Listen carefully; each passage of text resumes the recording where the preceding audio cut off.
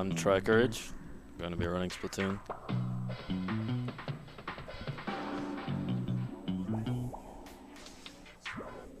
Alright, I'll just count down then. 3, 2, 1, go. Alright, so this is Splatoon, obviously. And the game starts us off straight into the tutorial. One thing to point out about this game that's very evident in the tutorial is that there's slight randomness on where your gun actually shoots compared to where you're actually aiming. So you'll see the gun I have right now, where I aim is a mere suggestion for where this thing actually shoots because it has no accuracy, because this is the Splattershot Junior.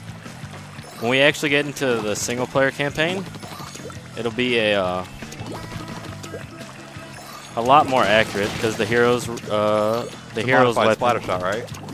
Huh? It's a modified splatter shot, right? Or is it different for? Yeah, the hero's gun is a modified splatter shot. It has the same stats as a splatter shot. If possible, could I get the game audio turned down a little bit? All right, thanks.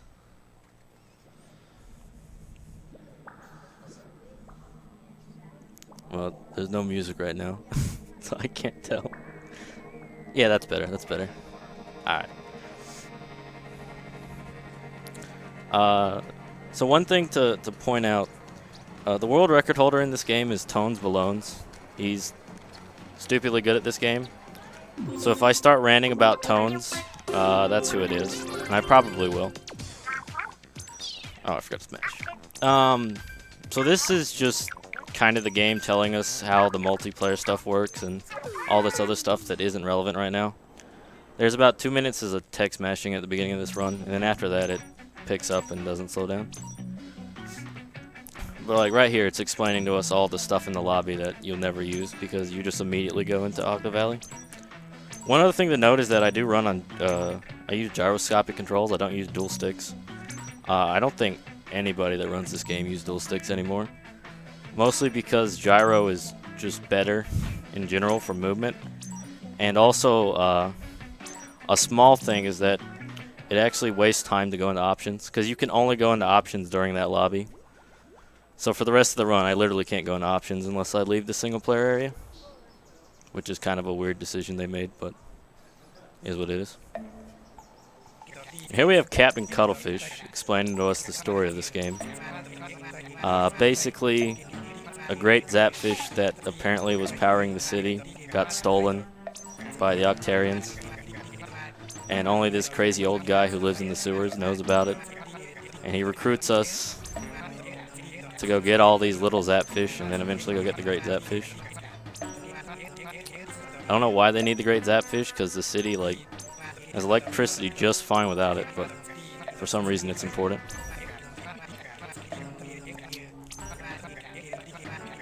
And that's the end of the text. So now we actually get to go do the run and do fun things. So, like we were talking about, I have the hero's weapon, which is just a modified splatter shot for multiplayer, for anyone who knows what that is. And for sub-weapons, right now I only have Splat Bomb. I'll be getting 2 more from buying upgrades later on in the run. In order to buy upgrades, I have to have these little red orbs. They count as currency within the single-player mode. And once you get a certain amount, you can use them to buy upgrades. It costs 100 to unlock a sub-weapon, and since I'm unlocking 2, I'll need 200 by 1 point in the run. You take that into account in your reading, right? So you're going to go and make sure you pick up a specific orb? Yeah, well, not really specific orb. Basically, if you just play the game naturally, you get the orbs by when you need them. 95% of the time. Occasionally, if something goes wrong in the second level, you'll be short, and you can't buy Seekers before level 3, because normally you buy it between level 2 and 3. But that's very rare. So we're just moving around. You can't tell your gun shoots ink and you want to swim in it. You don't want to swim in the purple ink because that's Octarian's ink and it slows you down. Also, you don't really want to jump very much except for right there I jump, because actually moving in enemy ink is stupidly slow. But if there's no ink around, you don't really want to jump a whole lot because jumping is a lot faster than swimming in ink. So So normally it's better just to shoot instead of trying to hop around. Alright, the second level I'm going into is actually one of the top 3 hardest levels in the entire run. Most of the top runners reset here constantly. There's a cycle at the end of it that I need to catch. I want to get left side, but I have to have basically perfect movement in order to get left side cycle. So if I feel like I'm going a little too slow, I might do right side, just for a bit of safety. Oh, that thing right there I just blew up is a balloon. If you hit it once, after a little bit of time, it explodes with ink and covers an area. They're put throughout a lot of the levels. They're really useful because, you know, they make a gigantic place of ink. It takes a lot of the pressure off of you to ink all the ground. Yep. Well, this was going pretty good. That was a little flub. That might still be okay. This part right here is the terrible part, because this Octoball is on top of this hill. Alright, he behaved, but then I couldn't get up the hill. So I'm probably going to do right side. That's fine, though. It only loses 6 seconds. Oh, it's sometimes very weird about, like, where gaps are and where they are. Yeah, because it is, like, every shot is a little bit random, so... sometimes you just don't get the ink where you want it. Oh, I didn't pay attention. Ink's going to do the right side. If you look when you're super jumping, you can tell which side you can make. But I was talking and forgot to look, so we just did right side. Hey, I got a quick grab. So when you're climbing vertical walls, normally if you try to shoot while you're on the wall, you fall really far down and you have to climb back up. But we figured out that if you shoot just at the peak of your jump, you like instantly grab the wall, which is much faster. It made that level a lot easier than what it used to be. If you do it perfectly, you never have the quick grab in that level, and it's not useful anywhere else, so it's only a backup strat. But if you're not Tones, then you probably have the quick grab fairly regularly. And we got our first sub-weapon, which is Seekers.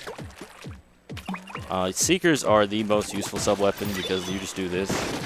Well, you don't hit the box, but you throw them out in front of you and they make a little trail of ink that you can swim behind. Which, when you're covering long distances, is really good. General kind of like rule of thumb is if you're trying to go a distance that's longer than your hero's weapon can shoot, and you want to use a Seeker. Right there in that can that I just passed on my left, if you pick up that can, you get a special that you can use called the Inkzuka. But it's actually faster just to go swim up and kill those guys instead of killing them with an Inkzuka, which is kind of what you're intended to do. We will use the Inkzuka later in the run, which is why I pointed it out. And there's 3 different specials that you can get in single player. You can get Inkzuka, Bubble, and Bomb Rush. We're going to use Bubble once. We'll use Inkzuka a few times. And that hasn't had before. Bomb Rush is only available in World 4. And spoiler, I'm skipping World 4, so you'll never see Bomb Rush. And all those specials are available in multiplayer. They just kind of ported them over here to use them in the single player as well. Alright, well, besides that small flub on that wall, that was pretty okay, World 1 levels. Now we're going into the first boss, if I can get into the kettle. The first boss, or the World 1, only has 3 levels. All the other worlds have 6 levels. And you have to beat every level in a world in order to unlock the boss kettle. And you have to beat the boss for most worlds in order to get to the next one. With the exception of World 4, of course. This is Octo's stamp. He's a gigantic stamp. And there's smaller stamp enemies that you'll see later on in the game. That I guess are like smaller copies of him. But he's the first stamp you see. Also, I should explain, there's a glitch in this game called Rapid Fire. It only works in single player, which is probably for the better because if it was in multiplayer, it would get patched out. If you switch sub-weapons while shooting, it resets the shot delay. And so you can basically just rapid fire your gun. It's only used on bosses, really, because trying to move with the control stick and spam with the D-pad at the same time is nearly impossible, so no one even tones. No one even tones. I was talking. Alright, that's fine. I was gonna die once in this run anyways, so I just got it out of the way early. Even tones isn't crazy enough to try to spam D-pad and move at the same time.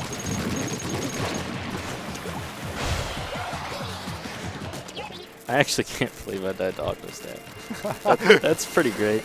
I used to die on this boss a lot and like lose half my runs to it. I swear. Which, this is like an incredibly easy boss. I just completely mentally blanked and forgot to move out of his way there. It's all good. In marathons, that's what happens, so. Yeah. The last run y'all saw was, my goal was this incredibly, sick. Hey, I died on the first stage of my game, too, by literally walking off the side. You got nothing to be ashamed of. Alright, fair. That's fair. That's fair. But, you still managed to get world record, and spoiler warning, this is not going to be a world record. Alright, but we got out of World 1, so now we're going to go World 2, which is a lot funner. In the first level of World 2, you're going to really see why Seekers are really good. Because Seekers are amazing in the first level of World 2. They're pretty good in 1-3, but nothing compared to this. They make this level go much, much faster. We're going to throw one right out here at the start. The nice thing about Seekers is if you shoot and you're trying to go through enemy ink, like Ghoul was saying, you don't always get a consistent, line of ink. Sometimes there's gaps in it. And if there's enemy inks in those gaps, that can really slow you down. But Seekers are just a nice straight line that you can just swim behind, which makes everything easier. Please see the blue. Alright, thanks. Alright, so right here, Captain Cuttlefish is telling us very crucial information that his favorite food is Krabby Cakes. I don't know why, but that's crucial. At least it isn't calamari. Yeah. I don't know, it might be calamari in one of the other versions. All of the different versions, like NSTC English and PAL English and all the languages and everything, have different favorite foods. For example, I think PAL English is biscuits instead of Krabby Cakes, and PAL Italian is meatballs, if I remember correctly. Is there any text differences in this game as far as speed goes?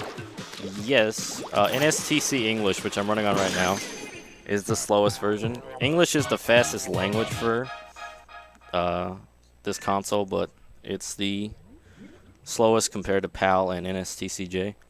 PAL, I think, is 5 to 10 seconds faster, and they run on Italian. And Japanese is 35 seconds faster. But there's only one Japanese runner, and I didn't get to run on a Japanese console because the fool didn't bring it.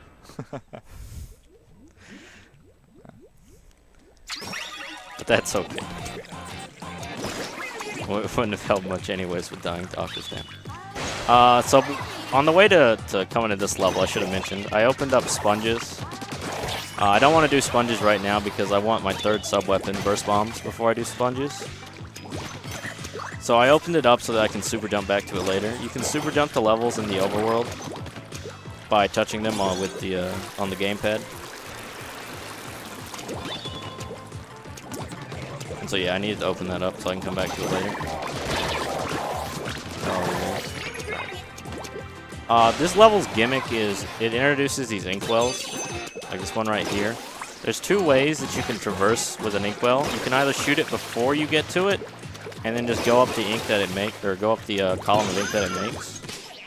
Or you can wait until you're on top of it and then activate it. For speedrunning, it's slightly faster to wait until you're on top of it, because if you do that, you can get off of it at any point. Whereas if it's already fully extended, you have to wait till you get to the top, because once you get stuck inside of it, it makes walls and you can't get out. Alright, so this next level coming up is the best level in the entire game. It's the only level that's completely broken. And there's a slightly new thing on this level that I'm going to try and hopefully get. So if you saw Tones' AGDQ run, in this level what happens is you use an Inkzooka to blow the bubble around the Zapfish at the end of the level early, and then an Octoling jumps through it. And for some reason, if an Octoling touches a Zapfish, the level ends.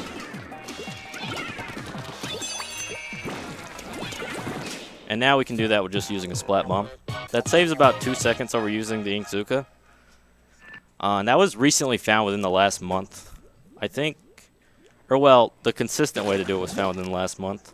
A long time ago, Valu figured out that you could do that, but it wasn't until sometime in the last month that a runner by the name of The Static figured out a consistent setup. Do Splat Bombs have the same thing as like your shots where they're slightly random, or is it always going to go in the right spot if you line it up? I believe they're always consistent. If there's random, it's so slight that it doesn't even matter, which is nice. It's also a nice thing about Burst Bombs, which we don't have yet, but we'll be getting at the end of this level, is that if you use them for inking things, it's really consistent. However, Burst Bombs have another problem that I guess I'll talk about when I get them. This level is the Octo Striker level. There's one of these in every world. It's kind of like a mini boss. If you do the levels in the numerical order that the game puts them in, this is always the order right before the boss, but I'm pretty sure... Wait, no, I know for... But except for World 1, we don't do any of them in numerical order. Basically, if you're out of ink for too long, this guy calls an ink strike, which again is a special bard for multiplayer, just like kind of like a giant tornado of ink. I'm throwing a Splat Bomb behind him there because enemies run away from Splat Bombs, or will all sub-weapons when you throw them. And so it makes him run towards me instead of away from me like he normally tends to do. And like I said, right here I'll be buying Burst Bombs, which are bombs that explode on impact to make a circle of ink. And we used to not get these very, very early in the game when we were running it. But then we realized that they're actually really good. And I don't want to buy the level 2 upgrade. And we'll be using them a little bit in this level. This level has the gimmick that there's propellers everywhere and you shoot the propellers and they move platforms. Like this one right here. So I can just shoot this and it takes me up. And right here you'll see the first use of Burst Bomb. For these, it's just kind of nice that instead of having to shoot, you can just hit it with a Burst Bomb. And if you hit one of those with a Burst Bomb, they can travel like a fair distance. Like you'll see this one goes all the way up with just one Burst Bomb hit without shooting it.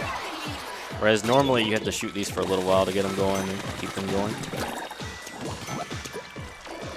Also, these enemies with shield right here, I did it in the first level, but I don't think I mentioned it. They turn if you use a sub-weapon to try to deflect it, which is a nice way to kill them. The other way is you can just shoot in ink and swim around them, because if you're swimming in ink, enemies can't see you. That guy didn't die. That's fine, though. He doesn't hit me.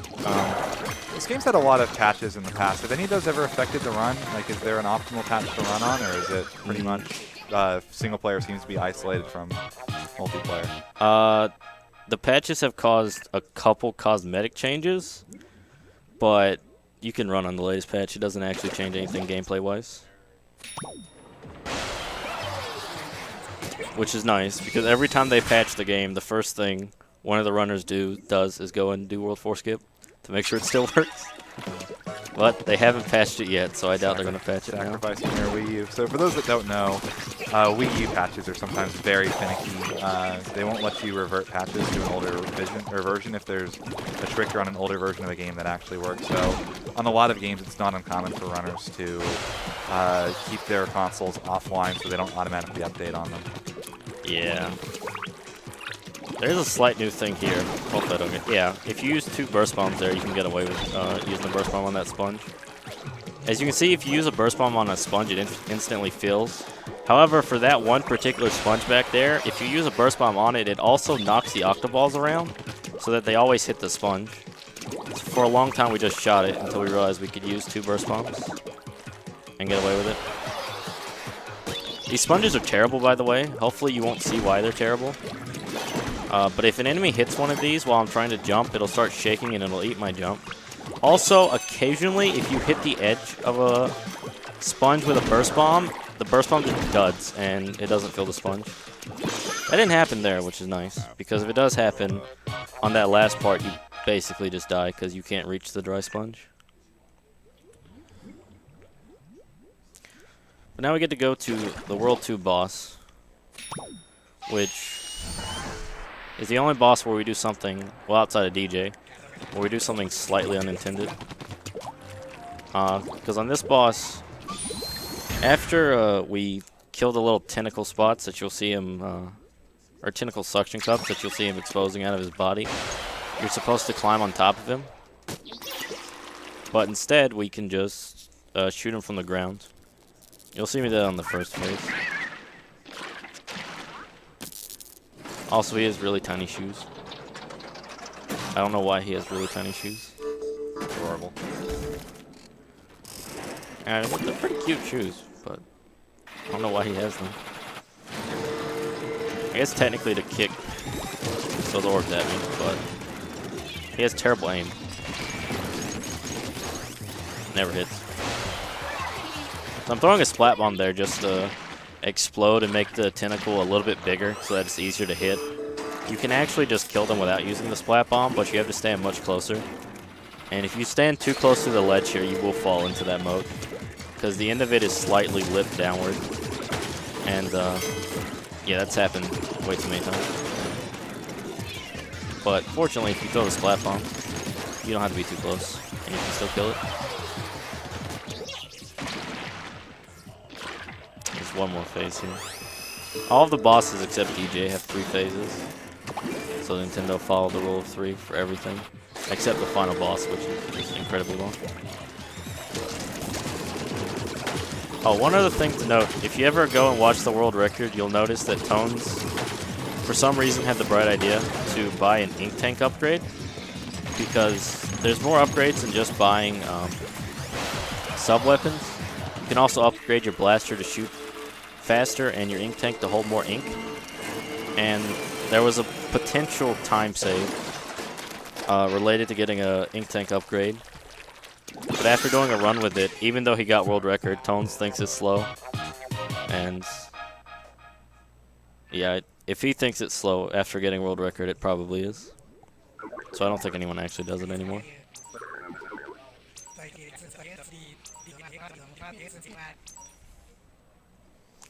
And now we get to go into World 3, which is by far my worst world. I always do terribly in World 3 for some reason. I normally do pretty good in World 2. And that was a pretty solid World 2. I was happy with that.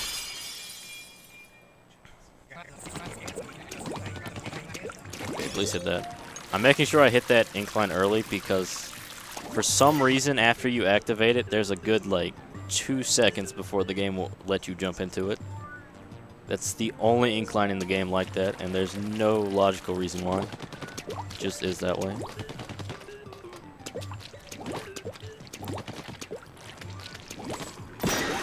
Speaking of inclines, this is kind of the incline level. They have inclines before this to go between the worlds, but this is a level that really abuses them a lot. There's not really a ton of speed tech on inclines. The big thing is you don't really want to jump off the end of it unless you're going a really long distance afterwards. Also, I need to not miss this burst bomb. I missed the burst bomb. Alright.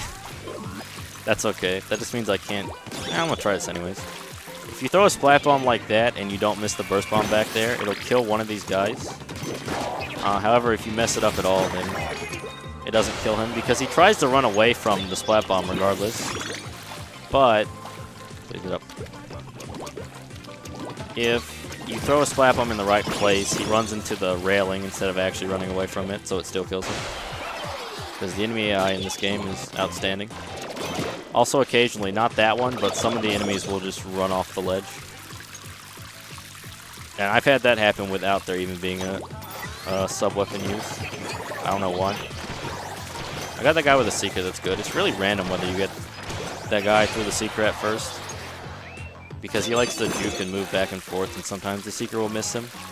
Because I should have mentioned, the seeker's kind of a big thing is that it locks on the enemies and tries to go towards them, but it can only turn so fast. As you've seen, for the most part, we don't use seekers for that purpose, but that's one of the few places where we actually use a seeker to try and kill an enemy. Speaking of secrets, I need one for the next level so I can open up the kettle. We use seekers to open up just all the kettles that we can get close to. You'll see in 2 levels that there's some kettles we're going to open up from a distance. But the fastest way to open up a seeker like that one is to shoot it twice and then throw a seeker at it. So this is Flutters. This is the most random level in the game. Flutters are the only really random thing besides technically your shots. Because where they move throughout these levels is completely random. I'm pretty sure their starting positions are set.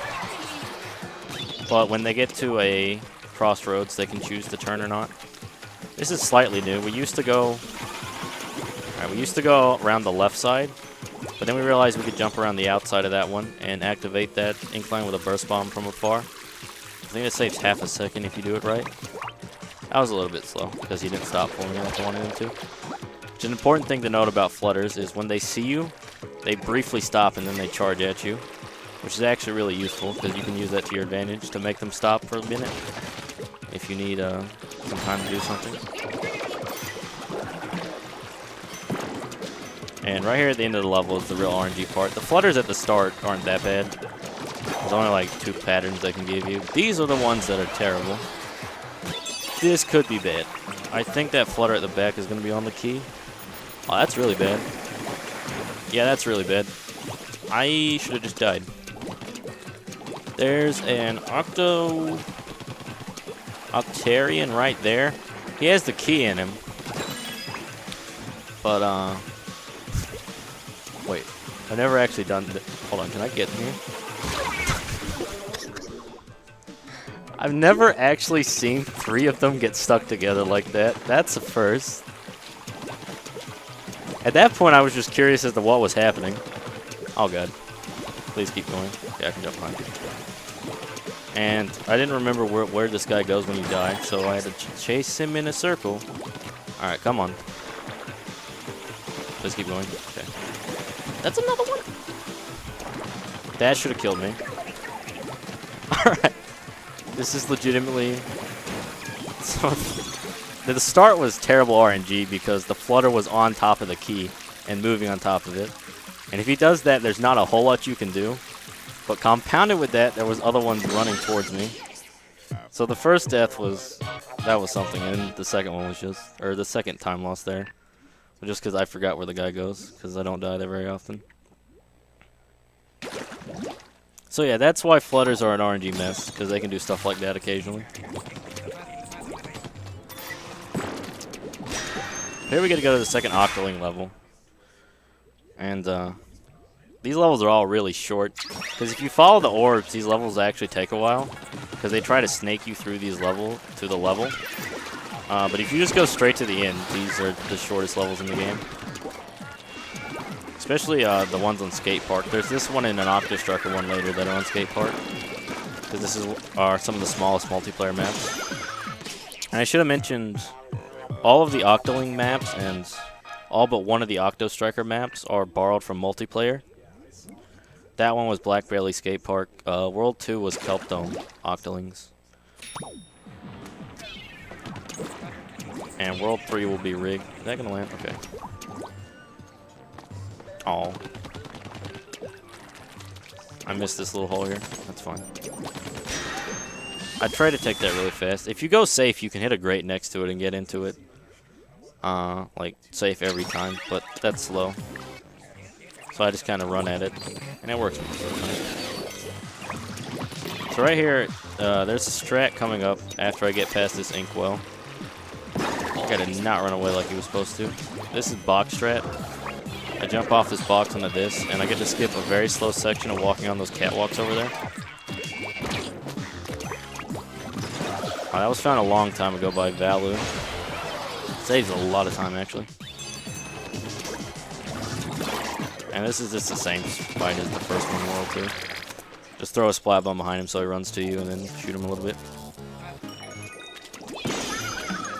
And burst bombs. So the level I'm going to do next is, if you ask most of the runners, the hardest level in the game. I'd probably agree. It's a cycle-based level called Shifting Splatforms. And there's 2 well, I put this. There's two like stages of cycle skip you can get here. There's normal cycle skip, which is what I'll hopefully get, and then there's super cycle skip, where if you do the entire level perfectly, you can skip an extra cycle at the end, opposed to the normal cycle skip. I'm gonna try to get super cycle skip, but no promises. Getting cycle skip is generally pretty consistent, but super cycle skip is really inconsistent because you really do have to play pretty perfectly. And I thought I missed that jump, but I didn't. Also, please don't clip through the wall.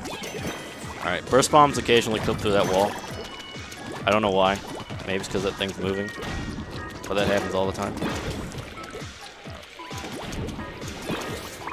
Alright, well that's basically cycle skip, but that was a little slow. I don't think I'm going to be able to... Yeah, I'm not going to be able to even go for super. Movement was too bad there. For super, you would get up that wall at the front there before this one moves. And you would get onto the second platform here before it starts moving as well. But like I said, you basically have to play the level perfectly. There's very little room for error. But getting normal cycle is pretty good as well. Alright, so shoutouts to this level coming up next. This is Invisible Avenues. This level used to be the ban of my existence because it is incredibly easy to die on this level when you're learning it. I don't die on it as much nowadays because once you get used to it, it's actually really fun to do. But now that I said that, I'll probably die on it, but that'll be fine. So I'll just point out all the ways you can die on this level. That Octoling can kill you, like it almost killed me. So right off the bat, you're about ready to die. And then coming up right here, there's two Octarians on the right here. I'm stuttering there because one of them was supposed to shoot me, but he didn't. Alright, so that's what happens when the Octarian on the right doesn't shoot you. I try to stutter right here to grab his attention so that he does that and I can get up here and kill him.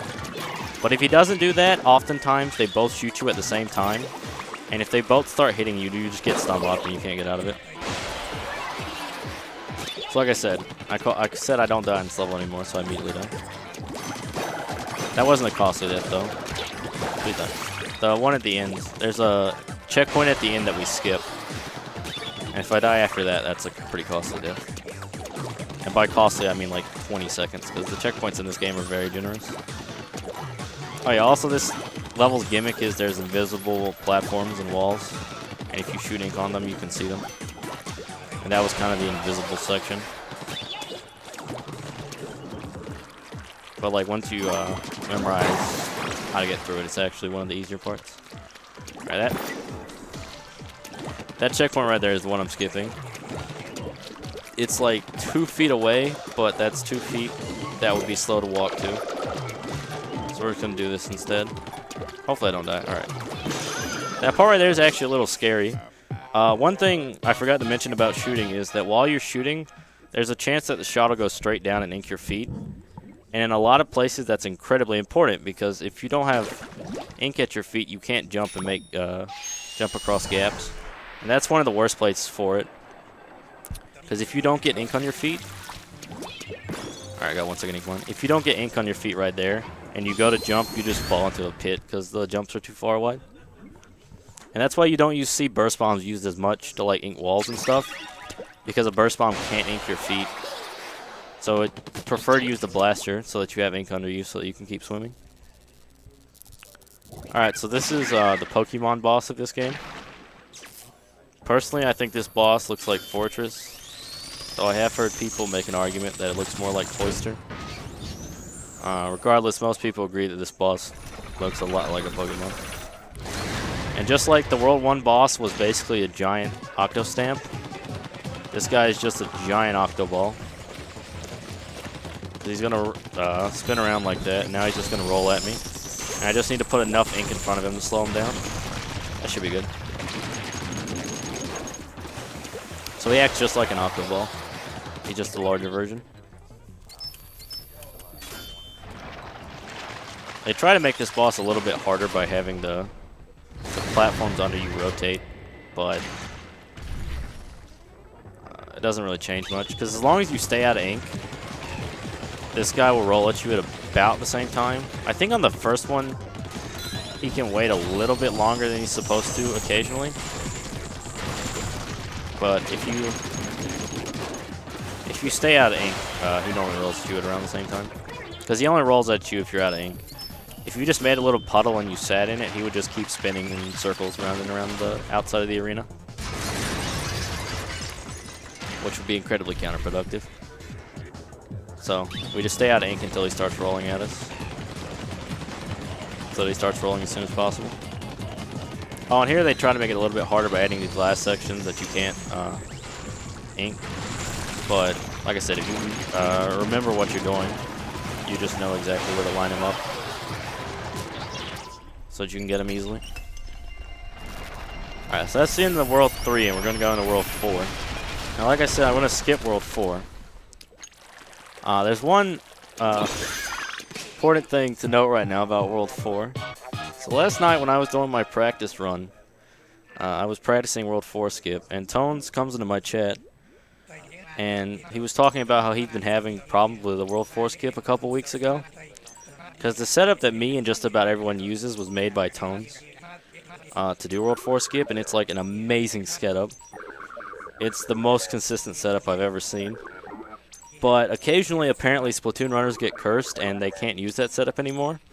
Because a couple weeks ago, Tones told me that he had tried to do runs, and he couldn't get World 4 skip to save his life. And he thought his setup was broken, and it was failing him. And I was like, oh, you know, that's unfortunate. I'm glad that hasn't happened to me. Well, earlier today in practice, I was trying to use that setup, and I missed it like 50 times in a row. So, the setup I'm going to do is an old one I used to do a long time ago that I practiced for a little while today and was working a lot better. But if you ever actually try to learn this game, do not emulate this setup because it's substantially worse than Tones. Just occasionally, apparently, Splatoon runners get cursed.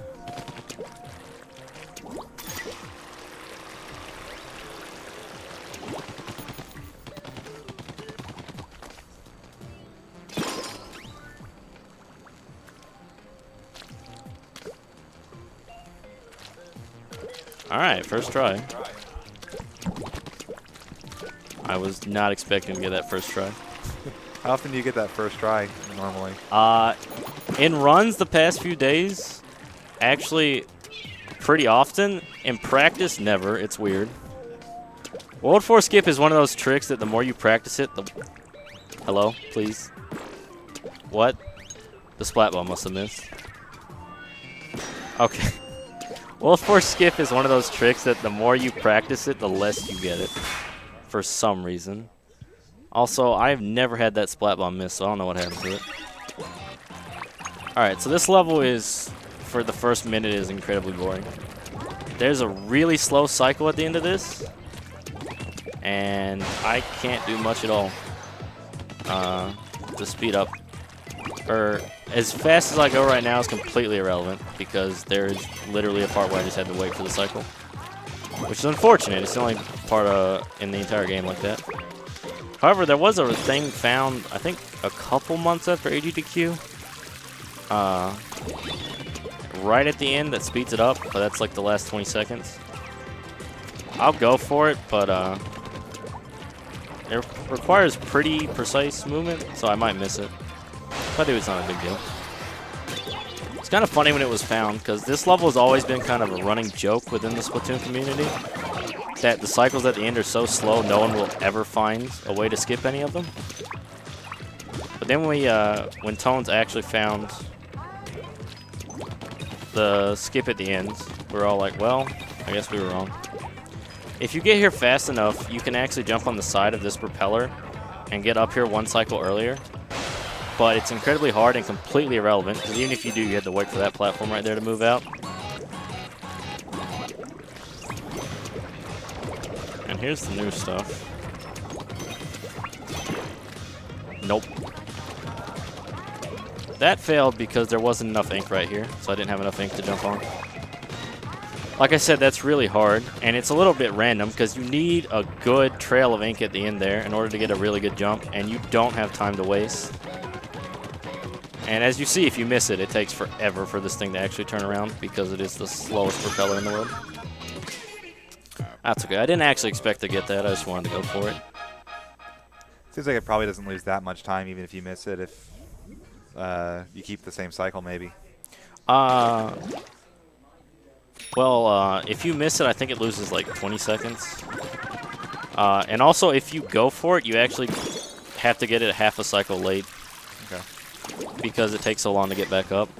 So it actually is like a fairly risky thing to go for. It does waste a lot of time, but I think it saves 5 seconds. Worth.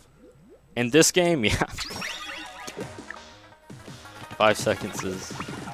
I'd take a 5 second peek. This is the last Octoling level. It's on Salt Spray Rig. This level's pretty easy. The only thing is occasionally this one Octoling right here at the end will become MLG and kill you, but he didn't this time, so it's all good. Tones clarified. 12-second time loss, 3-second time save. Oh, really? I overestimated that then. Well, he would know. Tones knows everything. Also, hi, Tones. Alright, so this next level, there's a quick kill on this Octo Striker. Like I said, if you're out of ink for too long, he decides to shoot an ink strike at you. And so what we're going to try to do is use our movement throughout the level to make him shoot an ink strike right when we get ready to face him, which will cause him to walk backwards. And when he walks backward, he's going to get in range of a balloon. Alright, that sounded good. And if he gets in range of this balloon, I can kill him. That should work. Yeah, that worked. Because that balloon one-shots him. So that's kind of a quick kill. It was really frustrating to figure out how that worked, actually. Because Tones found that on accident one run and was talking about it. And I tried to do it for 3 hours and couldn't get it. Because it took us 3 hours to realize it was based on when he shot an ink strike at you. And my movement throughout that level just happened to never allow me to get it.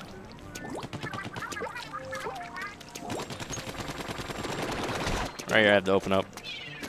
That's going to miss. Nope, that hit. Okay. Had to open up that level. We'll be jumping back to it later. I would like to say my only contribution to this game route-wise is I proposed the second half of the World 5 route. That's the only thing I've done. Most of the other runners have like a long list of stuff that they've added to the route. I somehow have only added that. And I used to have a World 2 Octoling route, but it got obsoleted. So I mostly just run this game. This is second Flutters level. Just like the first one, it's RNG. It's generally not as bad RNG, though. Hopefully, it definitely won't be as bad as my Flutters this run, because that was some of the dumbest Flutters I have ever seen in my hundreds of times of playing that level. But right here at the start, this doesn't matter. That Flutter's not coming here this time. This guy is. Can I beat him? Yeah. I was a little bit slow there, so I was worried I can beat him. But yeah, like, if you go optimally at the beginning there, you can beat all the Flutter's movements and all their patterns. Yo, this is like perfect RNG. That's literally the best place you can be on the entire map. Nice. The game was. It realized how mean it was in the first one. It said, okay, we'll be a little bit nicer on this one. Yeah, it felt bad for me, so it was nice to me. Yeah, I don't know if I've ever seen that RNG before. I know Tone's got that in world record, which is part of the reason why he can't beat the world record, because his RNG in it was amazing. All right, last two levels here. This level's kind of interesting because we use all of the sub-weapons in it because they all have a use. Right here at the start, we're going to distract these little stamps with a burst bomb to shoot them in the back. Otherwise, you have to like wait for them to slam on the ground to kill them, and it's really slow. Normally, I have ink there, but I didn't that time. It's interesting. Then we're using Seekers because they're just kind of nice for going along these paths. And if there's a sponge at the end of a platform, it hits it and explodes it. Alright, did I get ink trail? Oh, yo, I got a perfect ink trail. If you shoot that ink Suka at just the right angle, you'll get an ink trail like that. I don't know what the angle is. I just always go for it and I get it. like half the time. Yeah, this entire level is just sponges. And these guys chunking splat bombs at you. Which, if they actually throw them in bad places, can kill you. Those two right there will occasionally throw the splat bombs in such a way that when you're trying to climb up that sponge back there vertically, it shrinks the sponge and then you just bonk your head. That guy wasn't supposed to throw that splat bomb. But yeah, you'll bonk your head. And you have to fill the sponge while swimming on it, which is always fun. And right here we get to use the splat bomb for a bit of a quick kill on these octolings. These octolings always jump to the opposite corner from where you're standing. It might not look like it, but that's because it takes them a while to actually get the jump off. But when they start the jump, it goes to the opposite corner from where you're at. So if you do the same movement, you know exactly where they go, and you can just throw the splat bomb at the first one and then shoot the second one. I had the wrong sub-equip, which is unfortunate. You would think that, like, during those super jumps on the overworld, you could switch sub-weapons, because if you actually do the jumps in the levels, you can switch them. But for some reason, there's, like, really bad delay on those super jumps. You can't switch sub-weapons while you're doing them. And even once you land, there's a good second or two before you can do it. And when I say a good second or two, I mean a good second or two after you gain control of your character. It's a really, like, strange that you can't change sub-weapons there. But not too bad. Alright, I'm gonna be a bit of a coward here. There's a strat where you jump off the end of that block right there that I'm about to jump onto. And if you jump just right, you can hit that switch that I hit with a burst bomb. However, I'm terrible at it, and I hate it, so I don't do it. And if you actually do miss the jump bad enough, you can die. And if you die in that part, you lose your Inkzuka, which makes that next island I just did really bad. That was a little bit bad. If you do that right, you can hit the second switch with a burst bomb in midair. And it looks really cool, but I messed it up. It's really awkward with, like, all the stuff moving and the angles and everything.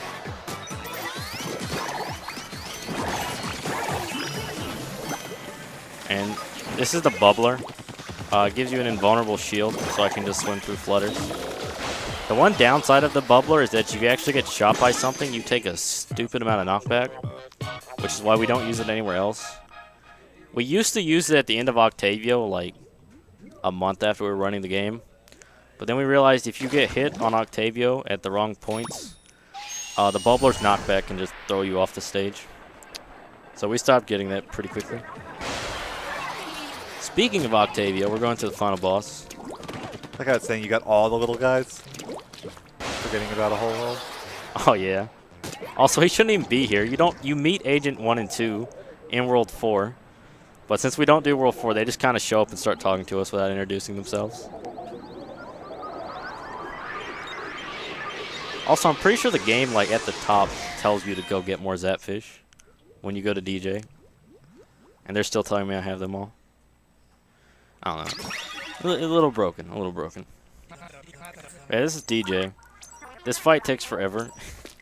It's basically the length of an entire world in one boss fight. Because it has 5 phases. With incredible music. The music is good, which is nice. Because if the music was not good, this boss would drive me insane. Of all the top Splatoon runners, I am by far the worst at this boss.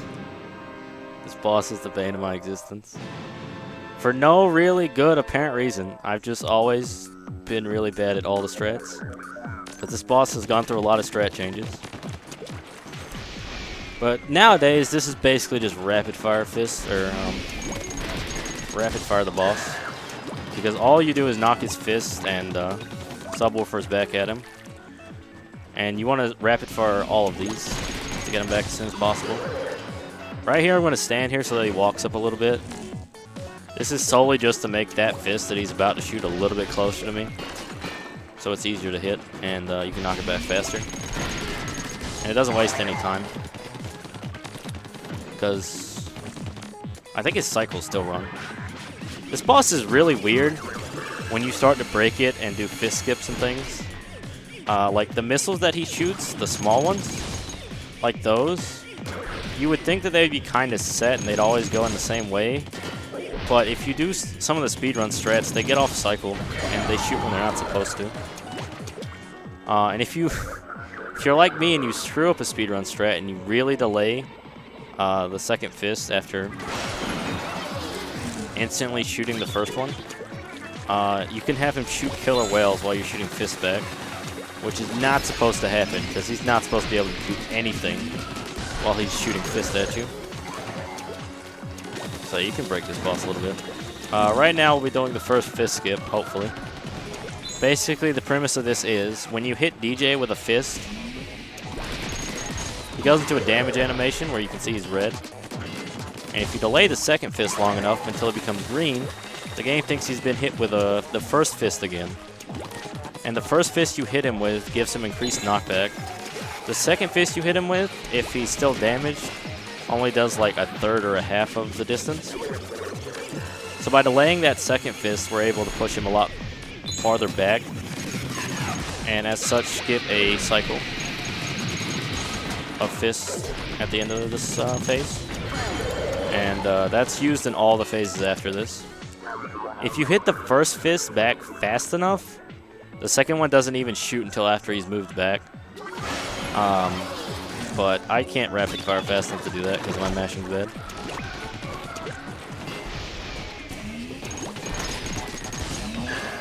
Alright, this is the hard one.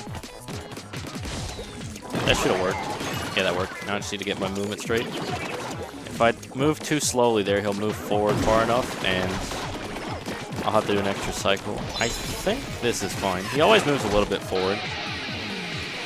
But this looks like it should still work. Also right here, I'm not immediately killing this first fist, so that when he shoots the second fist is close to me, so I can knock it back faster.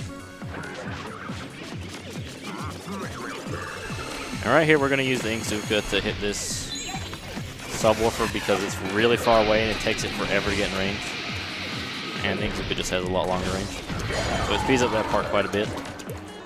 Used to, we would use Inkzukas to do fist skips because it's really easy with them because you just shoot it and it hits the first fist and basically guarantees the second one doesn't go off. But with rapid fire, that became not really useful. Alright, there's a new strat on this phase where you basically hit the first fist back and then miss the second one on purpose. And if you do that and you still get a fist skip on this part I'm going to be doing right now, the second set of fists, you can do this phase slightly faster, but I've never actually been able to do it. And as far as I know, only 2 people have ever done it, Tones and Valu, who are the first and second place runners of this game. And so since I can't do it, I'm obviously not going to do it in Marathon. But just know it exists. And that it's really hard. Because if you do that, you basically have to mash fast enough to where the second fist doesn't go off until after he moves back. Oh, I thought I got it right there, actually. That was pretty good mashing.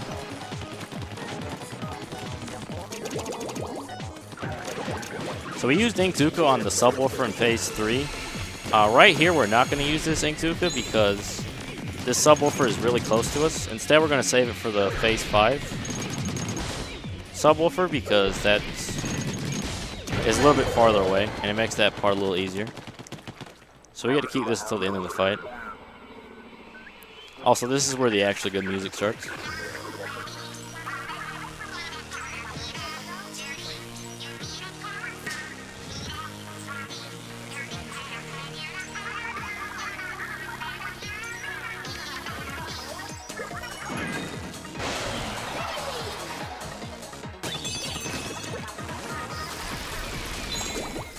So I'm just going to sit in this killer whale because I have armor.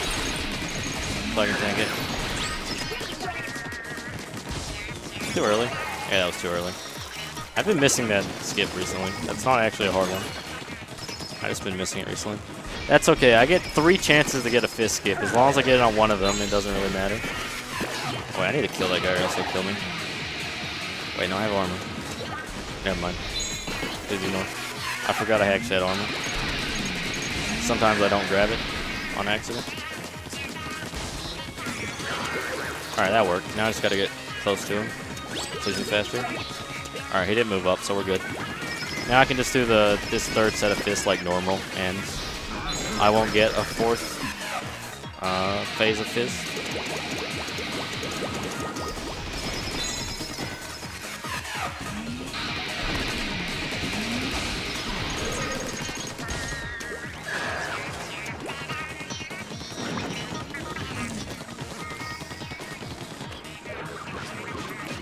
One last subwoofer. Ready on time in a little bit here. Yeah. Probably like 20 seconds or something. That's about how long this takes.